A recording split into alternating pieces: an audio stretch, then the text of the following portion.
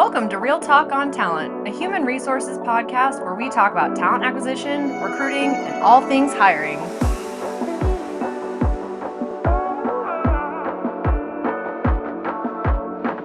Hey, Dina. Hey, Hilary. Welcome back. Thanks. Pleasure to be here. It's been a while. It has been a while. I always like being here with you, though. Oh, I like being here with you. I am both There's excited. such synergy between us. I was just about to say that I'm really excited and very nervous about this topic today Tell me why. for exactly that reason you just started with. Okay. Our synergies? Yes. Well, let's just dive right into it.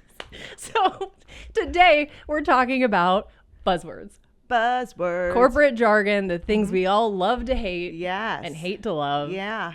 Yes, we are. How do we want to start with this? Because I'm just worried you're just going to throw jargon at me. I the whole probably time. am. You know what? I mean, let's double click into Okay, what it is no, that we really... Do we need boundaries in this conversation? It's probably a good way to do... How about if I say something that makes you uncomfortable, we can parking lot that for later.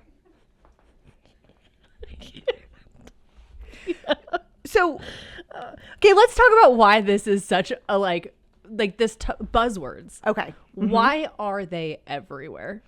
So, we've recently uncovered some articles, which, first of all, if it's on the internet, it is the truth. Can't lie on the internet. We all know that to be fact. Correct.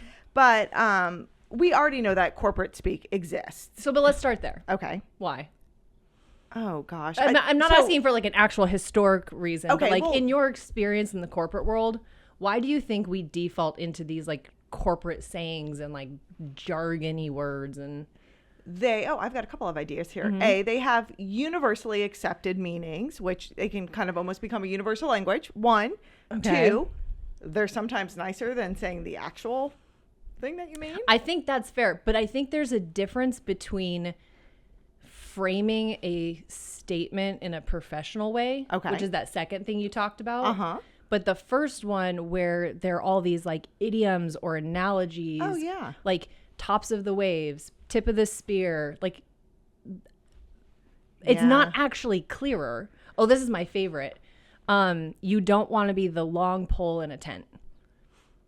I need to think about that one. Correct. That's my point. It means you're Yeah. holding everybody up. Oh, interesting. It's harder to say. It's Okay. not super clear, but Yeah. but it's common. People love to say it. So I mean, I think we have to first, if you're going to use an idiom or whatever you're going to use, make sure people understand what it means. So don't tell me I need to be the long pole in the tent. No, you don't want to be the long I pole don't in want the to tent. be. Yeah, we're going to strike that one from the list. It's okay, strike Yeah, that. strike that. But I think that's interesting. It's almost like how regions have different language, Yes. like nuances or Yes. idiosyncrasies in corporate worlds. It's like you hear something that sounds nice, Yeah. sounds cool.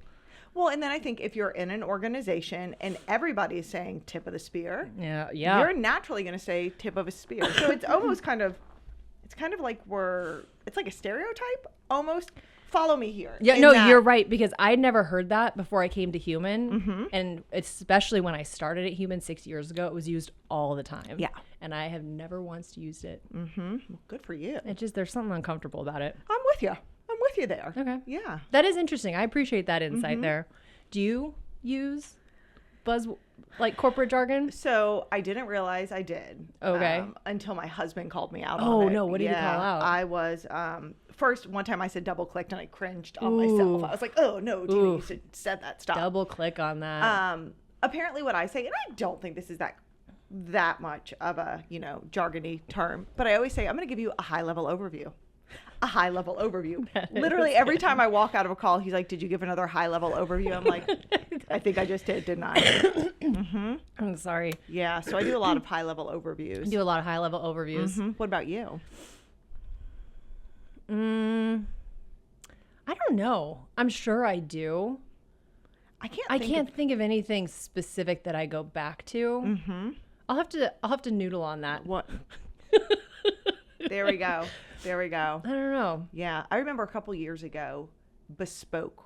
Oh was my the gosh. word. That is an interesting one when you think about industry specific Yes. sayings. Yes. Because double click and bespoke, Uh-huh. we have seen a lot in like the private equity venture capital space. Yes, we have. But in Yes, like we the have. hospital like systems where we work, Nobody's saying nobody's that. saying Yeah, that. so that is it. Yeah, you make a really good point. There are certainly industry specific buzzwords. So how would you, let's pretend Okay. you start a company. Uh-huh.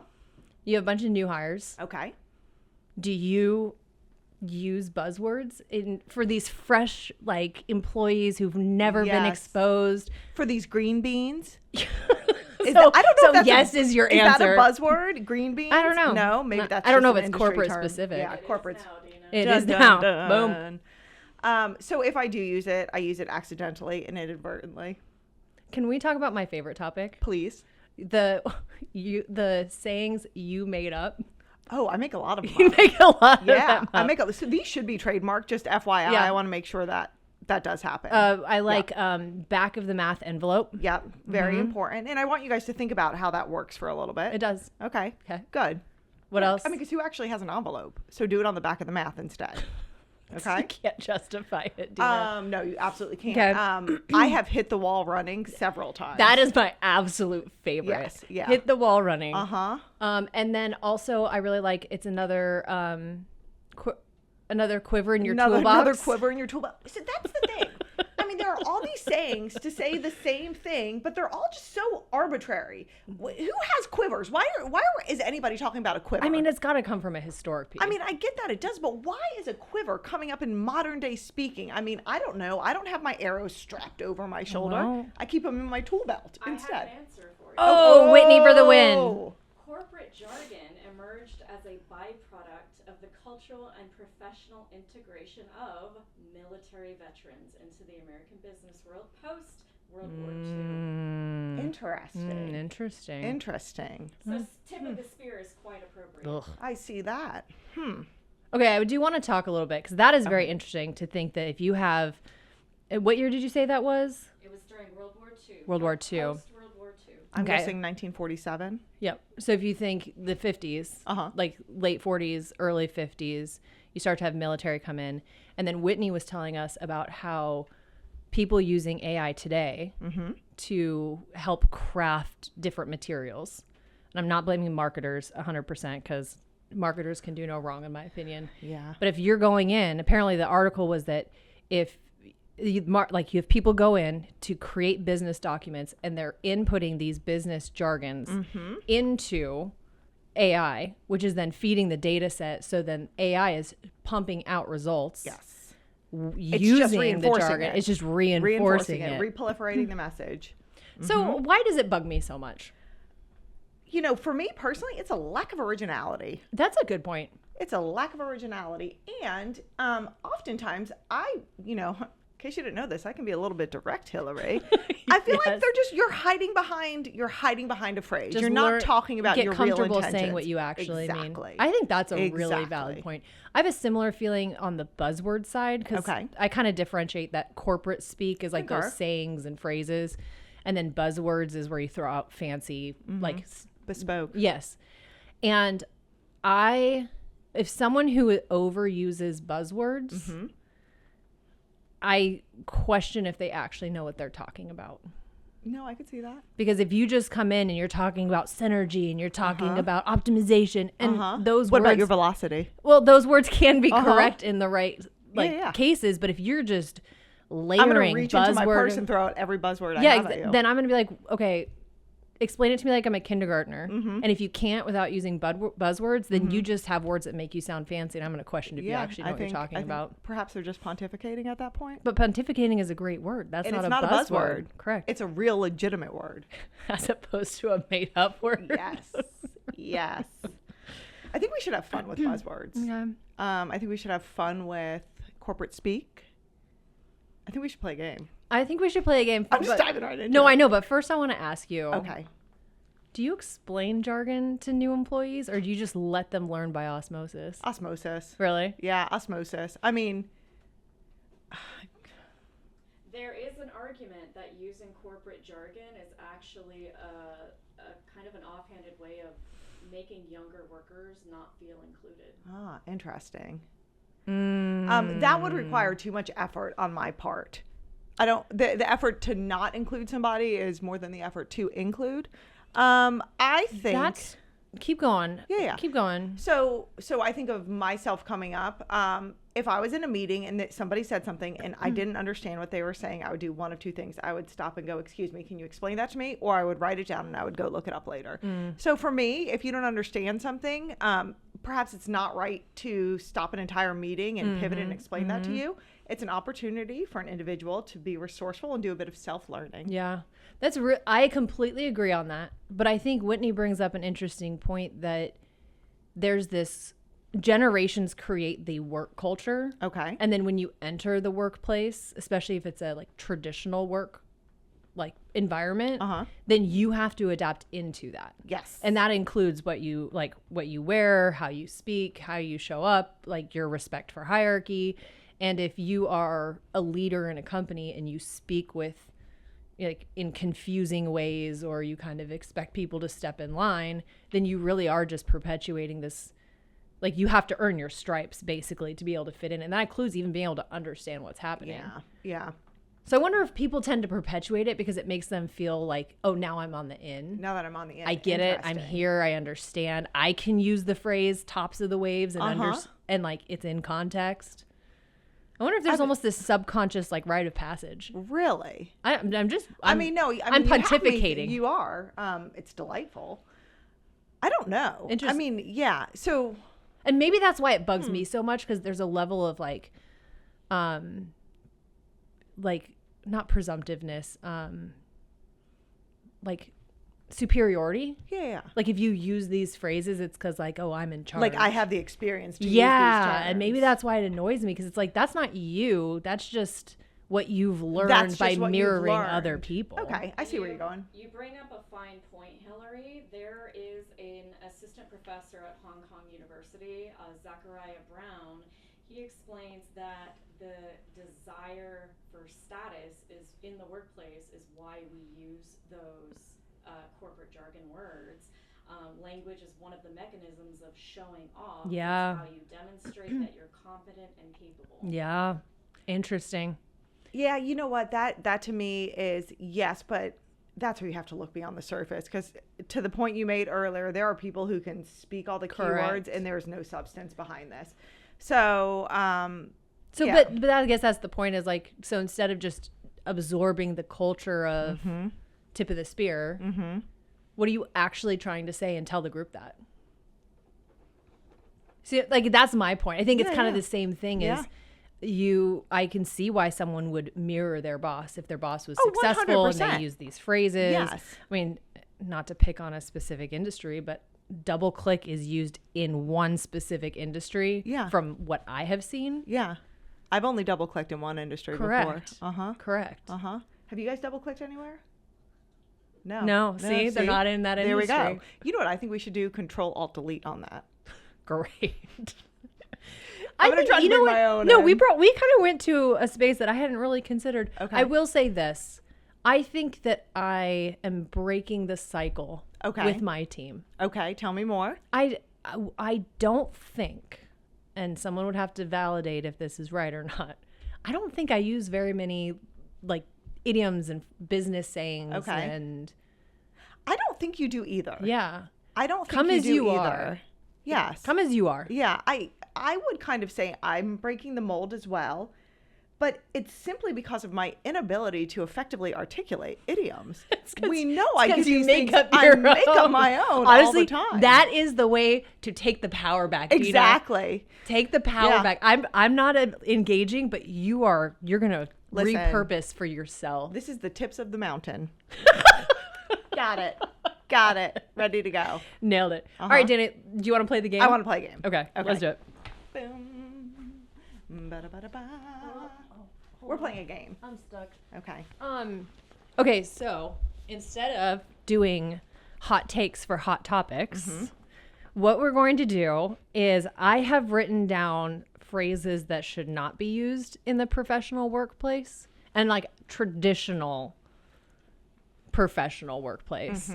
And I'm going to share it with Dina to then translate into corporate jargon. Okay. And then what do you have? I have written down corporate jargon, and Hilary is going to translate to everyday speak.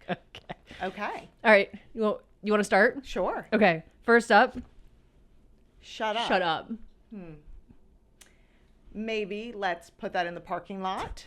Let's take that offline. That's my favorite. We could circle back on that later. I also really like I really appreciate your insights. Can we hold on that for now? Great. Yeah. Love it. Love it. Perfect. Yeah. Okay. Okay. Low-hanging fruit. Low-hanging fruit is an easy win or something that you can do quickly, easily with a good result. It's something that it's like, what can we do? Get a quick win and then keep moving forward. Excellent. Mm-hmm. Yes. All right. I'm not your secretary. Let me redirect you. Allow me to redirect you. Here, you know who could help you better with this? Let me point you in the right direction on that one. Yep. Yes. Love that. Yes. Okay. I actually am a huge fan of the redirect and connect. Yes. And I think for women, it makes us uncomfortable because we like to help. But it's the best thing is to say, let me help you find the right person. Or the person who can get you that answer the fastest. Yes. I remember. We're going to go on a tangent here. Please for a do. second.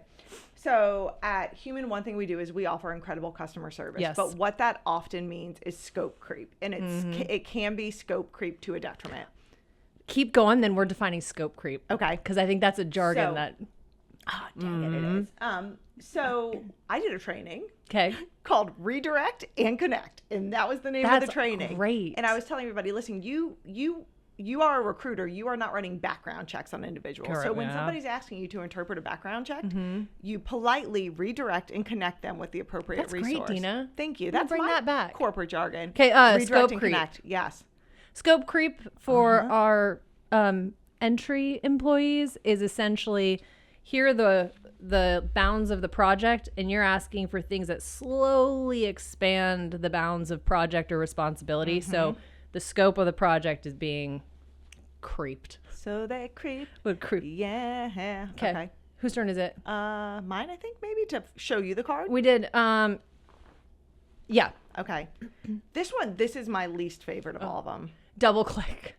Okay, so we've talked about this one already. It is essentially going a level deeper on a certain topic. Yes. So if you say there's topic A and it's literally like double click a folder. So it's a newer one that came out of the digital age. You literally double click to open the folder to be able to get into all the details, the nuances, talk about it a little bit more. I would just prefer to say, tell me more. Oh, good throwback, Dina. There we go. All right. Give me more money. Oh. Somebody could teach me the appropriate way to say this. No, you're good at this, Dina. I know this. The value that I'm bringing to the team is a bit more than what I'm bringing home. Oh God, no, I am not the right person to ask this one. I would like to talk about my financial compensation and the different ways, the variable compensation structures that we can set up or that you can provide me. Yeah. I would like to talk about. We can do some one-on-one coaching on this one. I'll help you out with this one. I think the big thing. Here's what I'd like to make. What I would recommend is to say, what are the compensation opportunities, or how can we get creative with what compensation is based off of the work and performance I am doing. There we go. Give me money. Boom. Yep. Boom. You can also cry. I've heard that works. You could cry. I don't think that would work here. I've never tried it. I have. Don't cry. It doesn't work. We've kind of already talked about this one too. Bespoke, but I don't know. Okay, so bespoke is essentially something that is customized or configured. It's usually for a client. It's just custom. I know, but it comes from this idea of like the artisan world where like bespoke is built for you. And so it's this idea of not just we have this and configure it for you, but like this was built for you. It's just a pretentious way of saying it fits your needs. Yes, concur. Oh, my turn. Your turn. Told you so. Oh man, you are making these really difficult. Because I know that you have said this in your head so many times. Should we do a postmortem on that? Oh, that's a good but I don't think that maybe that covers that. I know. So you know what though? Postmortem, that's a whole thing. It's pre-mortem. Basically, a postmortem is just revisiting a project after it's done to identify how it could have been better. Yes. Told you so. Let's see. I would probably say something along the lines of like, we had discussed, I try to stay away from we discussed this potential outcome or this was part of this email thread identified this potential outcome. And it also, hopefully, therefore, it can show us how to get out of it because we discussed it in that email, aka it came from me. I knew the answer. That's one way to do it. Yeah. But that only works if you actually told them so. If you told them so. Which you should. Yes, which you should. So the Dina approach here would be, if you look at that email I sent on August 20th, you can see where I clearly articulated that this was a possibility. That is actually real. That's better than mine. So let's take a minute to reflect on what we're going to learn from this. You're amazing. That's so good. No, but that's why we have Dina, because we need people who are more comfortable being direct, as opposed to me, where it's like, I'm going to place the facts in front of you and hope you see your. Well, that's because you're the marketer. Yeah, you tell the nice story. I tell a nice story. I'm more pragmatic in my approach. Correct. Well, and that's why you're an operator and a salesperson. And you know what? And this is why we have such good synergy. Pivot. Also, synergistic is another one where it's like, okay. So, synergy is, I think it's used incorrectly. I would agree with this. But essentially just means that we're working together for so that it all works together better. Like us coming together, there's extra value coming out. It's like 1 + 1 = 3. Yeah, almost. greater than the sum of your parts. Yes. But it's really I think the idea is, it's almost like finding ways for people to come together, work together well, and then therefore have really efficient results. We need to find synergies. Yeah, we do. All Agreed. All right, here you go. Okay. Are you an idiot? I would not ask that one. No, you don't say that. Yeah, but no, I know. Sometimes you have to ask. I know. Have you had the opportunity to think this through formally? Is that not appropriate? That's totally appropriate. Yeah. So Can you restate that for me? Because I think I'm misunderstanding you. Yes. Yeah. And how do you think the audience is going to receive that? Yes, I love that one. What's the anticipated impact of this? Have you talked to anybody else about that idea? Yeah. Yeah. Go home and ask your husband what he thinks about that one. That's so good. I love it, Dina. Oh gosh. One more. Oh, there is one more? One more for me. Again. Parking lot. So, a parking lot. So, to me, this is just a way of saying your idea is bad. No, not to me. Okay, you tell Maybe me. only your bad ideas get put in the parking lot. So, like the way 100 that cars out I there. see the parking lot working the most is when you are in a meeting and someone is taking notes. Especially if it's a brainstorming meeting. Okay, And so yes. people are throwing out ideas, or a topic comes up and the group agrees that is an important topic, but it is distracting us from the purpose of this meeting. So in the document where you're taking notes, literally have a list where you just just put that idea down on that list so it's remembered, but it doesn't distract from today. And then we can circle back. How did we not talk about these? Let's circle back. Yeah. So I think the thing with a parking lot is, if you are going to put something in the parking lot, it needs to be very clearly articulated at the beginning of the meeting that there is a parking lot. Yeah. Because you you just can't create a parking lot in the middle of a meeting and be like, we're going to parking lot this idea. I wasn't aware there was a parking lot in this meeting. Well, there is now. Because that is saying that your idea is no good. We're not going to listen to it. Or it's either let's put it in the parking lot, or hey, can we take that offline? Can we take that offline? Yeah. No. Yeah. Awesome. Okay. Dina, That was great. this was fun. Thank you. Hey, I look forward to reconnecting with you on this.